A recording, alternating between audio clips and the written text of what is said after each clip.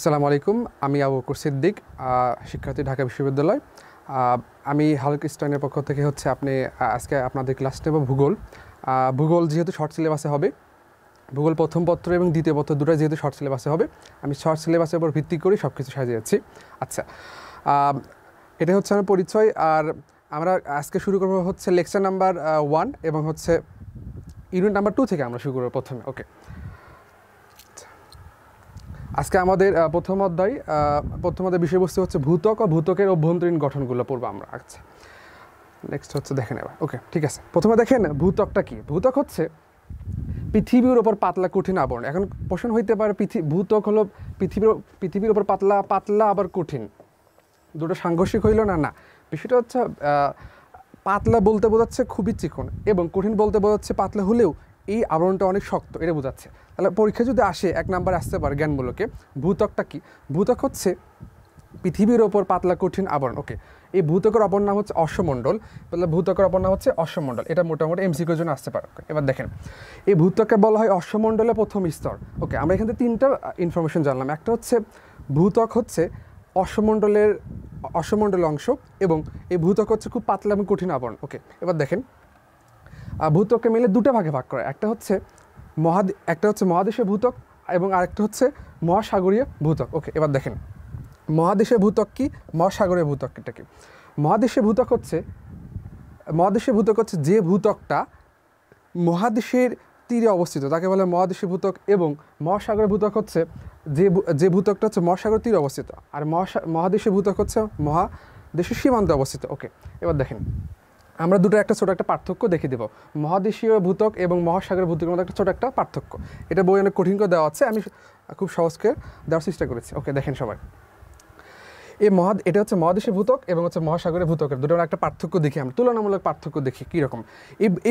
এই ভূত্বকটা, মহাদেশীয় ভূত্বকটা ভূমণ্ডলের 0.374% অংশ দখল করে আছে।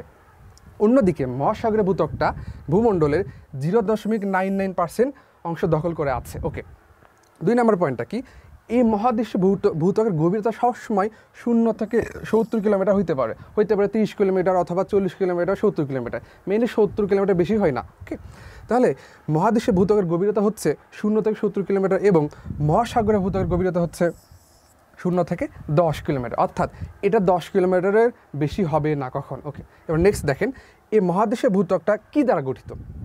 এই মহাদেশীয় ভূত্বক সবসময় খনিজ ও শিলা দ্বারা গঠিত হবে।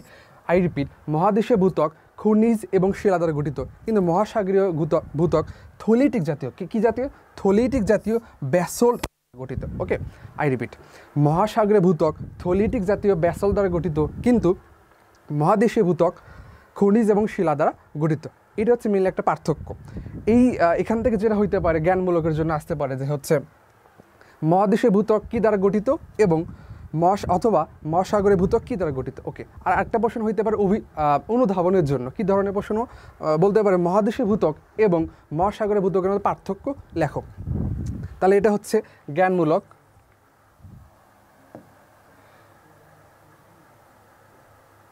এটা ক নাম্বার অথবা খ, অর্থাৎ এটা জ্ঞানমূলকের জন্য আসতে পারে, আবার অনুধাবনের জন্য আসতে পারে। সুতরাং এটা মোটামুটি একটা ইম্পর্টেন্ট কোশ্চেন। আচ্ছা, এই অংশটা বই অনেক কঠিন করে লেখা আছে, আমি অনেক পার্থক্য করার মাধ্যমে এটা খুব সহজে উপস্থাপন করেছি। ওকে, আচ্ছা, এবার আমরা নেক্সট দেখি, এই যে মহাদেশীয় ভূত্বক, এই মহাদেশীয় ভূত্বক কী অংশ দ্বারা গঠিত হয়েছে। মেইনলি মনে রাখবেন, এই মহাদেশীয় ভূত্বকটা 9 থেকে 10টি উপাদান দ্বারা গঠিত হয়েছে, অর্থাৎ মহাদেশীয় উপাদানের সংখ্যা হচ্ছে 9 থেকে 10টি। এই 10টি উপাদানের ভিতর সবচেয়ে বেশি যে উপাদান, তার নাম হচ্ছে অক্সিজেন। তার নাম কি? অক্সিজেন। এই মহাদেশীয় উপাদানের ভিতর সবচেয়ে বেশি হচ্ছে অক্সিজেন। এই অক্সিজেনের পরিমাণ হচ্ছে 42.8%। আই রিপিট, এই অক্সিজেনের পরিমাণ হচ্ছে 42.8%। ওকে, আমরা দেখলাম যে মহাদেশীয় উপাদানের একটি অংশ হচ্ছে অক্সিজেন, এটা হচ্ছে সবচেয়ে বেশি। তাহলে অক্সিজেন যদি সবচেয়ে বেশি হয়, তাহলে সবচেয়ে কম কোনটা? সবচেয়ে কম হচ্ছে আপনার ম্যাগনেসিয়াম, 2.1। তাহলে আমি আরেকবার বলতেছি, অক্সিজেন হচ্ছে সবচেয়ে বেশি এবং ম্যাগনেসিয়াম হচ্ছে সবচেয়ে কম। তাহলে সবচেয়ে কম উপাদান কোনটা? ম্যাগনেসিয়াম। সবচেয়ে বেশি উপাদান হচ্ছে অক্সিজেন। ওকে, এখান থেকে আর দুইটা কোশ্চিন মোটামুটি মনে রাখা যেতে পারে। সেটা হচ্ছে আপনার অ্যালুমিনিয়াম কত, এটা পরীক্ষায় একবার এসেছিল। অ্যালুমিনিয়াম কত পার্সেন্ট? 8%। ওকে, মোটামুটি এখান থেকে তিনটা উপাদান মনে রাখলে হবে। একটা হচ্ছে অক্সিজেন, অক্সিজেন হচ্ছে 42.8, অ্যালুমিনিয়াম 8% এবং ম্যাগনেসিয়াম হচ্ছে 2.1%। এটা হচ্ছে সবচেয়ে কম। অন্যান্য উপাদানের ভিতর কী কী আছে? নাইট্রোজেন আছে, গ্রানাইট আছে, এগুলো আছে। ওকে, এবার দেখেন নেক্সট হচ্ছে ভূকম্পন তরঙ্গের ভিত্তিতে শিলাস্তর 3 প্রকার। ওকে, এবার আসেন শিলাস্তর হচ্ছে কীভাবে গঠিত হয়। শিলাস্তর গঠিত হয় মেইনলি ভূকম্পনের কারণে। এই জন্য যেহেতু শিলাস্তর ভূকম্পন তরঙ্গের কারণে সৃষ্টি হয়, তাহলে শিলাস্তর কীভাবে সৃষ্টি হয়? শিলাস্তর কীভাবে সৃষ্টি হয়? ভূকম্পন তরঙ্গের কারণে শিলাস্তর সৃষ্টি হয়। আবার এই শিলাস্তরকে 3টে ভাগে ভাগ করা হয়। কয়টি ভাগে ভাগ করা হয়? 3টে ভাগে ভাগ করা হয়। এক নম্বর হচ্ছে গ্রানাইট স্তর, একটা হচ্ছে ব্যাসল্ট স্তর, আর একটা হচ্ছে অলিভিন স্তর। ওকে, আমরা এবার দেখি গ্রানাইট স্তরে কোন কোন উপাদান রয়েছে। গ্রানাইট স্তরে আছে হচ্ছে আপনার শিয়াল। আচ্ছা, এবার আমরা দেখি ব্যাসল্ট স্তরে আছে হচ্ছে আপনার সীমা। ওকে, অনেকের কাছে প্রশ্ন হইতে পারে ভাই সীমাটা কি আর শিয়ালটা কি? মনে রাখবেন শিয়াল সমান হচ্ছে সিলিকন প্লাস অ্যালুমিনিয়াম। সংক্ষেপে আমি অ্যালু লিখে দিয়েছি। তাহলে শিয়াল হচ্ছে সিলিকন যোগ অ্যালুমিনিয়াম, আর সীমাটা হচ্ছে সিলিকন যোগ ম্যাগনেসিয়াম।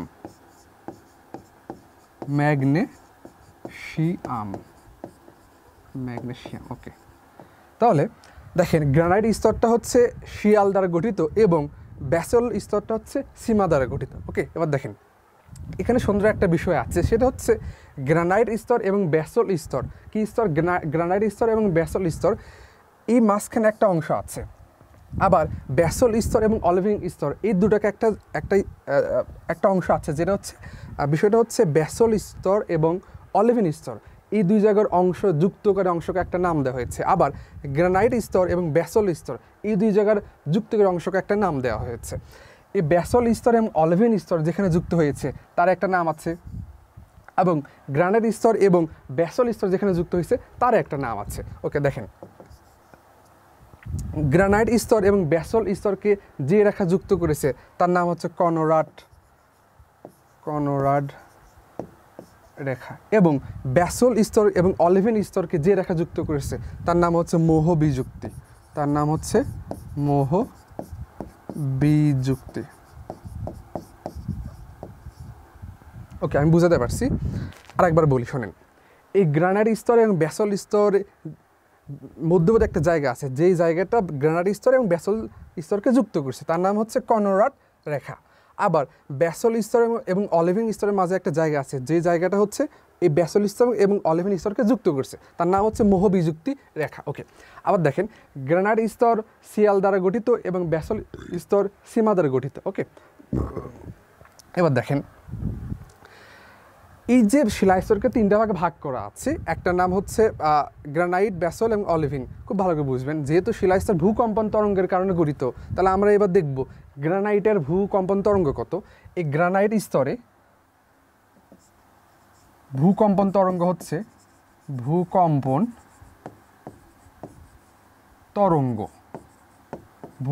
তরঙ্গ মনে রাখবেন ভূকম্পন তরঙ্গকে পি দ্বারা, ইংরেজি আলফাবেট পি দ্বারা প্রকাশ করা হয়। এই গ্রানাইট স্তরে ভূকম্পন তরঙ্গ হচ্ছে 6.2। ওকে, আর ব্যাসল্ট স্তরে ভূকম্পন তরঙ্গ হচ্ছে 7। আবার অলিভিন স্তরে ভূকম্পন তরঙ্গ হচ্ছে 8। ওকে, তাহলে পিটা কি? ইংরেজি পি দ্বারা বোঝাচ্ছে হচ্ছে আপনার ভূকম্পন তরঙ্গ। তাহলে আই রিপিট, গ্রানাইট স্তরে ভূকম্পন তরঙ্গ হচ্ছে 6.2 এবং ব্যাসল্ট স্তরে ভূকম্পন তরঙ্গ হচ্ছে 7 এবং অলিভিন স্তরে ভূকম্পন তরঙ্গ হচ্ছে 8। ওকে, আচ্ছা, মোটামুটি এটা আমাদের বিষয়। তাহলে এখান থেকে এমসিকিউ হইতে পারে যে হচ্ছে নিচের কোনটি শিলা স্তরের প্রকার নয়, অথবা ব্যাসল্ট এবং অলিভিন স্তরকে কোন রেখা যুক্ত করেছে তার নাম হচ্ছে মোহ বিযুক্তি রেখা। এখান থেকে এমসিকিউ আসতে পারে। ওকে, নেক্সট পৃথিবীর অভ্যন্তরীণ গঠন, এটা খুবই খুবই ইম্পর্টেন্ট। এখান থেকে সিকিউ অর্থাৎ সৃজনশীল আসতে পারে, এটা ভেরি ভেরি ইম্পর্টেন্ট। হ্যাঁ, এখান থেকে হচ্ছে আমি খুব ডিটেলস পড়াবো, এটা খুবই খুবই ইম্পর্টেন্ট। এখান থেকে প্রশ্ন আগেও এসেছে এবং আপনাদের আসবে, কারণ যেহেতু আপনার শর্ট সিলেবাস দিয়েছে, এটা খুবই খুবই ইম্পর্টেন্ট এবং একটু কঠিন। সহজভাবে আপনাদের উপস্থাপন করবো, ইনশাল্লাহ আপনাদের খুব ভালো লাগবে। দেখেন, এটা একটু পরে দেখা দেই, একটু আমি নেক্সট। ওকে, এই যে দেখেন গঠনের চিত্র, ভূত্বকের গঠনের চিত্র। এই ভূত্বকটা 3টা অংশ দ্বারা গঠিত, অর্থাৎ 3টা স্তর দ্বারা গঠিত। একটা স্তরের নাম হচ্ছে অশ্বমণ্ডল, আর একটা স্তরের নাম হচ্ছে গুরুমণ্ডল, আর একটা স্তরের নাম হচ্ছে কেন্দ্রমণ্ডল। কি মণ্ডল? কেন্দ্রমণ্ডল। দেখেন তাহলে ভূত্বক কয়টি স্তর দ্বারা গঠিত? 3টে স্তর দ্বারা গঠিত। একটা হচ্ছে অশ্বমণ্ডল, একটা হচ্ছে গুরুমণ্ডল, আর একটা হচ্ছে কেন্দ্রমণ্ডল। যেহেতু এই নামটা কেন্দ্র, সুতরাং এটা অবশ্যই থাকবে, কেন্দ্র থাকবে। ওকে, এই যে দেখেন, এটা হচ্ছে আপনার কেন্দ্রমণ্ডল। আর একটু পরে সেটার নাম হচ্ছে গুরুমণ্ডল। এই যে এটা হচ্ছে গুরুমণ্ডল। হ্যাঁ, তারপর দেখেন অশ্বমণ্ডল। এই অশ্বমণ্ডল হচ্ছে গুরুমণ্ডলের পরে, এই জায়গাটা হচ্ছে আপনার অশ্বমণ্ডল। ওকে, আর ভূত্বক হচ্ছে পৃথিবীর ওপর যে জায়গা, এটাকে বলা হয় ভূত্বক, যেটা আমরা হচ্ছে জানলাম ভূত্বক। আচ্ছা, তাহলে দেখেন এই ভূত্বক হচ্ছে 3টে অংশ দ্বারা গঠিত। একটা হচ্ছে কেন্দ্রমণ্ডল, গুরুমণ্ডল, অশ্বমণ্ডল। ওকে, আমরা 3টা একবার খুব ভালো করে বুঝবো। দেখেন সবাই, একটু আমি দাগাই, তাহলে আপনার জন্য খুব সহজ হবে।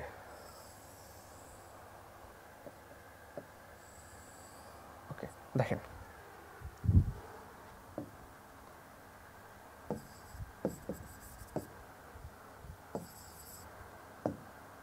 দেখেন 3টা স্তর, একটা হচ্ছে কেন্দ্রমণ্ডল, গুরুমণ্ডল, আর একটা হচ্ছে অশ্বমণ্ডল। ওকে, দেখেন এটা হচ্ছে আপনার অশ্বমণ্ডল, দেন এটা গুরুমণ্ডল, দেন এটা হচ্ছে কেন্দ্রমণ্ডল। তো দেখেন সবাই, এটা হচ্ছে অশ্ব, আমি লিখি পাশে, এটা হচ্ছে আপনার অশ্ব, এটা গুরু, এটা কেন্দ্রমণ্ডল। দেখেন সবাই, এটা অশ্বমণ্ডল, এটা গুরুমণ্ডল, এটা হচ্ছে কেন্দ্রমণ্ডল। একটা মজার বিষয় হচ্ছে এই কেন্দ্রমণ্ডল এবং গুরুমণ্ডলকে দুটি অংশ ভাগ করা হয়। আই রিপিট, এই কেন্দ্রমণ্ডলের অংশ দুটি এবং এই গুরুমণ্ডলের অংশ দুটি, অর্থাৎ কেন্দ্রমণ্ডলের দুটি অংশ। কি কি অংশ? দেখেন, কেন্দ্রমণ্ডলের দুটি অংশ। একটা হচ্ছে, এটার নাম হচ্ছে, এটার একটা নাম আছে, এটার একটা নাম আছে। এটা যেহেতু ভিতর অবস্থিত, এই জন্য এটার নাম হচ্ছে অন্তঃকেন্দ্রমণ্ডল এবং এটার নাম হচ্ছে বহিঃকেন্দ্রমণ্ডল। হ্যাঁ, এটা হচ্ছে অন্তঃকেন্দ্রমণ্ডল, এটা হচ্ছে বহিঃকেন্দ্রমণ্ডল। ওকে, আবার দেখেন গুরুমণ্ডলে আবার দুটো অংশ আছে। এটার নাম হচ্ছে অন্ত এবং এটার নাম হচ্ছে বহিঃকেন্দ্রমণ্ডল। দেখেন, কেন্দ্রমণ্ডলের দুটি অংশ, একটা হচ্ছে অন্তঃকেন্দ্রমণ্ডল এবং হচ্ছে বহিঃকেন্দ্রমণ্ডল। আবার এই গুরুমণ্ডলের দুটি অংশ, একটা হচ্ছে অন্তঃকেন্দ্রমণ্ডল আর একটা হচ্ছে বহিঃকেন্দ্রমণ্ডল। দেখেন, এবার আমরা দেখব যে হচ্ছে এই অশ্বমণ্ডলের পুরুত্ব কত, এই গুরুমণ্ডলের পুরুত্ব কত এবং এই কেন্দ্রমণ্ডলের পুরুত্ব কত। এটা আমরা খুব ভালোভাবে দেখতে হবে। এখান থেকে এমসিকিউ হইতে পারে এবং আপনাদেরকে বলবে যে হচ্ছে পরীক্ষা আসতে পারে যে হচ্ছে এই কেন্দ্রমণ্ডলের বৈশিষ্ট্য লেখো অথবা গুরুমণ্ডলের বৈশিষ্ট্য লেখো, অথবা এইভাবে আসতে পারে কেন্দ্রমণ্ডল এবং গুরুমণ্ডলের তুলনামূলক পার্থক্য নিরূপণ করো। আপনি যে তথ্যই যদি না জানেন, তাহলে আপনি কীভাবে বুঝবেন? আবার এইভাবে বলতে পারে যে হচ্ছে চিত্রের মাধ্যমে গুরুমণ্ডল, কেন্দ্রমণ্ডল এবং অশ্বমণ্ডল দেখাও। সুতরাং এটা খুব ভালো করে আমাদের বুঝতে হবে। তাহলে কেন্দ্রমণ্ডল পাইলাম, গুরুমণ্ডল পাইলাম, অশ্বমণ্ডল পাইলাম। এবার আমরা দেখব হচ্ছে অশ্বমণ্ডলের গভীরতা কত। অশ্বমণ্ডলের গভীরতা হচ্ছে 60 কিলোমিটার। কত কিলোমিটার? 60 কিমি। এবার দেখেন গুরুমণ্ডলের গুরুত্ব হচ্ছে, আচ্ছা, গুরুমণ্ডল থেকে কেন্দ্রমণ্ডল এর মোট দূরত্ব হচ্ছে 6371 কিলোমিটার। 6371 কিলোমিটার। খুব ভালো করে বোঝেন, গুরুমণ্ডল এবং কেন্দ্রমণ্ডলের মোট গভীরতা হচ্ছে 6371 কিলোমিটার। শুধু গুরুমণ্ডলের দূরত্ব বা গভীরতা হচ্ছে 2885 কিলোমিটার। তাহলে গুরুমণ্ডল এবং কেন্দ্রমণ্ডল মিলে 6371, গুরুমণ্ডল যদি 2885 হয়, তাহলে কি আমরা 6371 থেকে 2885 বাদ দিলেই কেন্দ্রমণ্ডল পাচ্ছি না? তাহলে এখান থেকে আমরা এটা বাদ দিই, তাহলে এখানে হবে হচ্ছে আপনার 3486। ওকে, তাহলে কেন্দ্রমণ্ডলের গভীরতা হচ্ছে 3486 এবং গুরুমণ্ডলের গভীরতা হচ্ছে 2885। ক্লিয়ার? ওকে, এবার দেখেন, এবার আমরা আরেকটু ডিটেইলস পড়বো। যেহেতু এই গুরুমণ্ডলের দুটো অংশ, একটা হচ্ছে অন্ত আর একটা হচ্ছে বহি, তাহলে আমরা দেখবো যে হচ্ছে গুরুমণ্ডলের বহিঃস্তরটা কত গভীরতা। এর গভীরতা হচ্ছে 700, এর গভীরতা 700 কিলোমিটার। এবং এই যে গুরুমণ্ডলের অন্ত স্তর, এটার গভীরতা হচ্ছে 2185। তাহলে 700 আর 2185 এটা যোগ করলে কিন্তু আপনি পেয়ে যাবেন। ওকে, তারপর দেখেন 3486, এটা হচ্ছে আপনার বহিমণ্ডল এবং অন্তমণ্ডল দুটো মিলে। এটা অতটা ইম্পর্টেন্ট না, ওই জন্য লিখে দিলাম না। এখান থেকে একটা প্রশ্ন হতে পারে যে হচ্ছে গুরুমণ্ডলের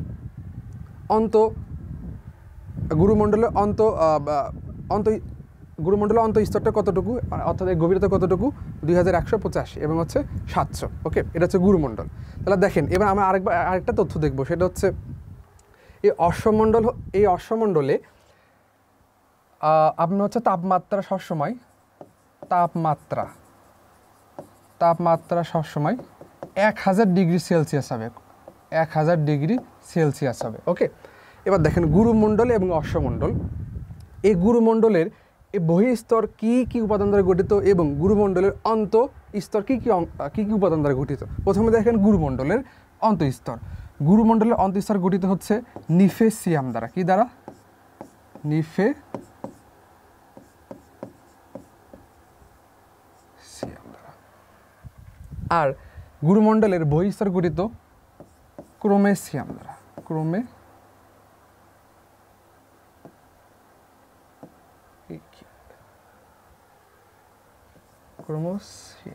ক্রোমোসীমা দ্বারা।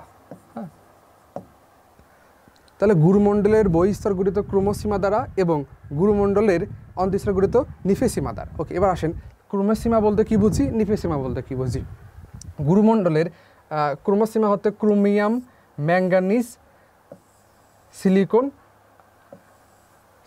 ওকে, ক্রোমিয়াম, ম্যাঙ্গানিজ, সিলিকন।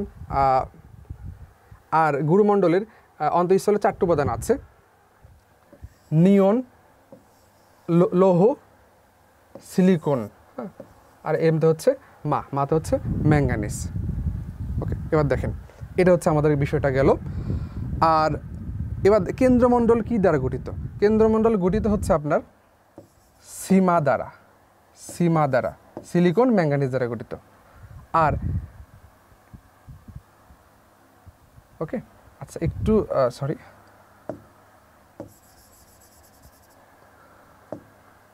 আচ্ছা কেন্দ্রমণ্ডল গঠিত হচ্ছে নিফে দ্বারা। কি দ্বারা? নিফে দ্বারা, অর্থাৎ নিয়ন এবং লোহা দ্বারা গঠিত। ওকে, আর এটা তো দেখিয়ে দিলাম। এটা গঠিত হচ্ছে আপনার সিয়াল দ্বারা। হ্যাঁ, সিয়াল দ্বারা। আর এটা হচ্ছে ক্রোমেসীমা এবং হচ্ছে নিফেসীমা। আচ্ছা, আমি আরেকবার প্রথম থেকে বলতেছি উপাদানগুলো। কেন্দ্রমণ্ডল গঠিত নিফে দ্বারা, অর্থাৎ নিয়ন এবং লোহা দ্বারা, এবং অশ্বমণ্ডল গঠিত সিয়াল দ্বারা, এবং গুরুমণ্ডল গঠিত ক্রোমেসীমা এবং হচ্ছে নিফেসীমা দ্বারা। ওকে, আচ্ছা, এটা হচ্ছে আমাদের অশ্বমণ্ডল গেল, গুরুমণ্ডল গেল এবং হচ্ছে কেন্দ্রমণ্ডল গেল। এটা খুবই ইম্পর্টেন্ট। তাহলে এটা যদি বুঝি আপনার কাছে খুব ইজি হবে। হ্যাঁ, আমি এইভাবেই উপস্থাপন করেছি। আবার দেখেন, আমি আরেকবার বুঝাচ্ছি। কেন্দ্রমণ্ডল হচ্ছে একবার মাঝেরটা, এই যে মাঝেরটা। তারপর আরেকটু পরে সেটা হচ্ছে গুরুমণ্ডল, এই যে এটা হচ্ছে গুরুমণ্ডল। হ্যাঁ, তো আবার পরে তার সর্বশেষটা সেটা হচ্ছে অশ্বমণ্ডল, এটা হচ্ছে অশ্বমণ্ডল। ওকে, আচ্ছা, তাহলে হচ্ছে আমরা একটু ব্যাকে যাই। ওকে, দেখেন এখান থেকে প্রশ্নটা হইতে পারে, সুতরাং এটা আমরা খুব ভালো করে পড়বো। দেখেন, পৃথিবীর অভ্যন্তরীণ গঠন।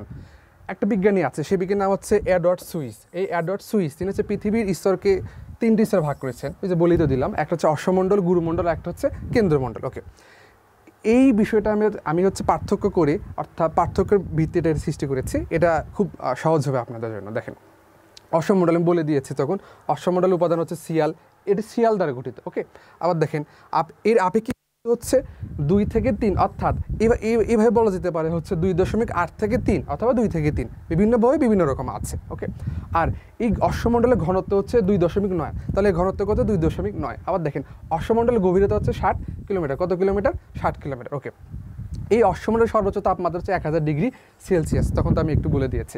ওকে, তারপর দেখেন গুরুমণ্ডল। এই গুরুমণ্ডলের গভীরতা হচ্ছে 15 থেকে 2900, অর্থাৎ 15 থেকে 2900 হবে। তাহলে ওখানে কি আছে? 2885 বলেছে তখন, হ্যাঁ, অর্থাৎ 15 থেকে 2900 ভিতরে থাকবে। এই গুরুমণ্ডলের পৃথিবীর অভ্যন্তরীণ, অর্থাৎ পৃথিবীর যে আয়তন আছে সেই আয়তনের 82.25% হচ্ছে গুরুমণ্ডল। ওকে, তাহলে গুরুমণ্ডলটা হচ্ছে পৃথিবীর মোট, আমরা যে পৃথিবীর আয়তনকে 100% ধরি, এই 100%-এর ভিতর 82.25% হচ্ছে আপনার এই গুরুমণ্ডল। ওকে, আবার পৃথিবীর ওজনকে যে আমরা 100% ধরি, 100%-এর ভিতর এই গুরুমণ্ডলের ওজন হচ্ছে 68%। ওকে, গুরুমণ্ডলের ওপরের স্তর ব্যাসল্ট জাতীয় পদার্থ গঠিত। কী দ্বারা গঠিত? ব্যাসল্ট জাতীয় পদার্থ দ্বারা গঠিত। পরীক্ষা আসতে পারে এরকম, কোন স্তর ব্যাসল্ট জাতীয় পদার্থ দ্বারা গঠিত? সেটা হচ্ছে আপনার অ্যান্সার হবে গুরুমণ্ডল। ওকে, এই গুরুমণ্ডলের তরঙ্গের গতিবেগ হচ্ছে 6.9 থেকে 10.7। ওকে, এবার দেখেন, সর্বশেষ হচ্ছে কেন্দ্রমণ্ডল, অর্থাৎ সবচেয়ে ভিতরের স্তর, অর্থাৎ কেন্দ্রীয় স্তর। ওকে, এই পৃথিবীর আয়তনে এটা হচ্ছে আপনার 6.2%। কত পার্সেন্ট? 6.2। আবার পৃথিবীর মোট ওজনে এটা হচ্ছে 81.2%। ওকে, তাহলে এটা হচ্ছে 82.25, এটা হচ্ছে 16.2। এই পৃথিবীর ওজনে হচ্ছে 68%, কিন্তু এটা হচ্ছে 31.2। এই স্তরের ঘনত্ব হচ্ছে 11.8 থেকে 13.6 কিলোগ্রাম পার ঘনমিটার। ওকে, এর গতিবেগ হচ্ছে 11.2, 11.2 এর বেশি হবে না, এখানে কিন্তু লেখা আছে পর্যন্ত, অর্থাৎ এই কেন্দ্রমণ্ডলের তরঙ্গের গতিবেগ হচ্ছে 11.2 কিলোমিটার পার সেকেন্ড, কিন্তু এখানে কত হবে? 6.9 থেকে 10.7। এখানে আরেকটা তথ্য খুবই ইম্পর্টেন্ট, সেটা হচ্ছে এই কেন্দ্রমণ্ডলের গড় চাপ হচ্ছে 3680 কিলোবার। কত কিলোবার? 3680 কিলোবার। এটা এই বিষয়টা হচ্ছে একটা তুলনামূলক চার্ট, বইতে অনেক বিচ্ছিন্নভাবে লেখা আছে। আমি এটা হচ্ছে চার্ট করে আপনাকে দিয়েছি, এটা আপনার জন্য খুব সহজবোধ্য হবে। হ্যাঁ, আপনার খুব এটা ইনশাল্লাহ ভালো লাগবে। ওকে, এবার দেখেন পরীক্ষা আপনার কী ধরনের প্রশ্ন আসতে পারে। বলবে যে হচ্ছে গুরুমণ্ডল এবং কেন্দ্রমণ্ডল মধ্যে পার্থক্য নিরূপণ করো, অথবা বলতে পারে অশ্বমণ্ডলের বৈশিষ্ট্য লেখো, অথবা আরেকটা এইভাবে প্রশ্ন হইতে পারে হচ্ছে গুরুমণ্ডল এবং কেন্দ্রমণ্ডল বলতে কী বোঝো, মানে জ্ঞানমূলকের জন্য হইতে পারে। ওকে, এটা হচ্ছে বিষয়। আপনাদেরকে আমি একটা HW দিব, সেটা হচ্ছে HWটা খুব ভালো করে করবেন। HWটা কি? 1 নাম্বার, চিত্রের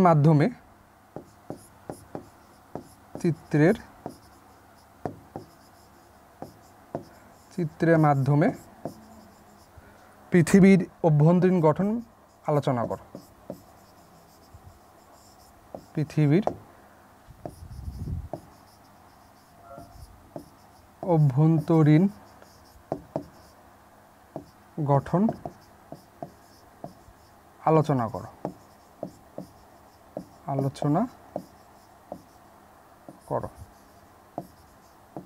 ওকে, এটা হচ্ছে আপনার HW, আমরা নেক্সটে দেখবো। ওকে, তাহলে এই হচ্ছে আমাদের আজকের লেকচারের বিষয়বস্তু। এইটুকু আমরা শেষ করলাম। পৃথিবীর অভ্যন্তরীণ গঠন ভূত্বক সম্পর্কে জানলাম, আর প্রথম থেকে আরেকবার করে হচ্ছে আমরা রিভাইজ দেই সহজে।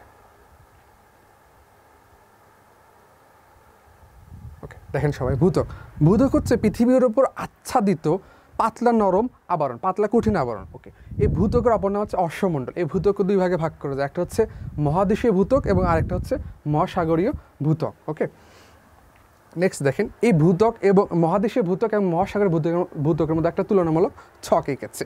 এই ছকে কী কী পাবেন আপনি? এই মহাদেশীয় ভূত্বক হচ্ছে ভূমণ্ডলে 0.37% এবং মহাসাগরের ভূত্বক হচ্ছে ভূমণ্ডলের 0.099%। ওকে, এটা কি দ্বারা গঠিত? খনিজ শিলা দ্বারা গঠিত, এবং হচ্ছে মহাসাগরের ভূত্বক থলেটিক জাতীয় ব্যাসল্ট দ্বারা গঠিত। ওকে, প্রশ্ন এখান থেকে আসতে পারে হচ্ছে মহাদেশীয় ভূত্বক এবং মহাসাগরের ভূত্বকের মধ্যে পার্থক্য লিখো, অনুধাবনের জন্য আসতে পারে, আল্লাহ যদি দেয় আসতে পারে। ওকে, এই এখানে একটু মানে হেডলাইনটা ভুল আছে, এখানে হবে হেডলাইনটা হবে হচ্ছে মহাদেশীয় ভূত্বকের উপাদান। হ্যাঁ, আচ্ছা, মহাদেশীয় ভূত্বক হচ্ছে 9 থেকে 10টি উপাদান দ্বারা গঠিত। সবচেয়ে বেশি যে উপাদান আছে তার মধ্যে অক্সিজেন, এটা হচ্ছে 42.8%। কত পার্সেন্ট? 42.8%। ওকে, তার সবচেয়ে কম আছে সেটা হচ্ছে ম্যাগনেসিয়াম, এটা হচ্ছে 2.1%। আরেকটা মনে রাখতে হবে, কারণ এটা পরীক্ষায় এসেছিল একবার। অ্যালুমিনিয়াম কত পার্সেন্ট? 8%। লোহ কত পার্সেন্ট? 5%। এটা একটু মনে রাখবেন, আর বাকিটুকু ইনশাল্লাহ মনে রাখার দরকার নাই। নেক্সট, ভূকম্পন তরঙ্গের ভিত্তিতে শিলা স্তর হচ্ছে 3 প্রকার। কয় প্রকার? 3 প্রকার। একটা গ্রানাইট স্তর, ব্যাসল্ট স্তর, আর একটা হচ্ছে অলিভিন স্তর। ওকে, দেখেন এই গ্রানাইট স্তর এবং ব্যাসল্ট স্তর যে জায়গায় মিলিত হয়েছে সেই জায়গাকে বলা হয় কনরাড রেখা, এবং ব্যাসল্ট স্তর এবং অলিভিন স্তর যে জায়গায় মিলিত হয়েছে তাকে বলা হয় মোহবিযুক্তি রেখা। এই গ্রানাইট স্তর সিয়াল দ্বারা গঠিত এবং ব্যাসল্ট স্তর সীমা দ্বারা গঠিত। ওকে, এবার দেখেন এই গ্রানাইট স্তরে ভূকম্পন তরঙ্গের হচ্ছে 6.2, ব্যাসল্টে ভূকম্পন তরঙ্গ হচ্ছে 7, এবং অলিভিন স্তরে ভূকম্পন তরঙ্গ হচ্ছে 8। ওকে, আর এটা হচ্ছে এডওয়ার্ড সুইস পৃথিবীর অভ্যন্তরকে 3টে ভাগে ভাগ করেছে: অশ্বমণ্ডল, গুরুমণ্ডল, আর একটা হচ্ছে কেন্দ্রমণ্ডল। এই পার্থক্যটা খুবই ইম্পর্টেন্ট, এভাবে দেখে নেবেন, আমি তো একবার বলে দিয়েছি। ওকে, নেক্সট দেখেন, সর্বশেষ হচ্ছে আপনার ভূত্বকের গঠনের চিত্র। আমি চিত্রের মাধ্যমে এটা বুঝে দিয়েছি, আপনার জন্য খুব হেল্পফুল হবে। ওকে, অশ্বমণ্ডল, গুরুমণ্ডল, আর একটা হচ্ছে কেন্দ্রমণ্ডল। অশ্বমণ্ডল হচ্ছে 60 কিলোমিটার, গুরুমণ্ডল 2885 কিলোমিটার, এবং কেন্দ্রমণ্ডল হচ্ছে 3486 কিলোমিটার।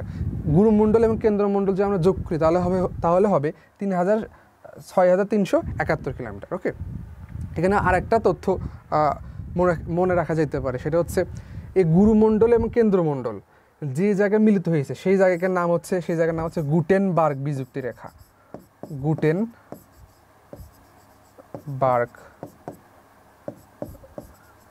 বিযুক্তি রেখা। ওকে, গুটেনবার্গ বিযুক্তি রেখা। ওকে, তাহলে দেখেন এই অশ্বমণ্ডল গঠিত হচ্ছে সিয়াল দ্বারা, গুরুমণ্ডল গঠিত দুটো অংশ, একটা হচ্ছে অন্তমণ্ডল আর একটা হচ্ছে বহিমণ্ডল। গুরুমণ্ডলের অন্ত গঠিত হচ্ছে নিফে সীমা দ্বারা, এবং এটা গুরুমণ্ডলের বহিস্তর গঠিত ক্রমের সীমা দ্বারা, এবং কেন্দ্রমণ্ডল গঠিত হচ্ছে নিফে দ্বারা। নিফে হচ্ছে নিয়ন, আর একটা হচ্ছে ফ্রেন অর্থাৎ লৌহ দ্বারা গঠিত। ওকে, এই হচ্ছে বিষয়বস্তু। ঠিক আছে, সবাই ভালো থাকবেন, সুস্থ থাকবেন। আমরা আগামী ক্লাসে আলোচনা করব হচ্ছে বাংলাদেশের ভূপ্রাকৃতিক বৈশিষ্ট্য নিয়ে আলোচনা করব, তারপর হচ্ছে সমভূমি, মালভূমি, এইগুলো নিয়ে আলোচনা করব। আগামী ক্লাসটা একটু বড় হবে, আজকে প্রথম ক্লাস, ওই জন্য আমি একটু শর্ট করেছি। আগামী ক্লাস থেকে আমরা মোটামুটি ডিটেলস পড়ব এবং খুব সহজে উপস্থাপন করব। ঠিক আছে, সবাই ভালো থাকবেন, সুস্থ থাকবেন, সবার সুস্বাস্থ্য কামনা করি। ঠিক আছে, আসসালামু আলাইকুম।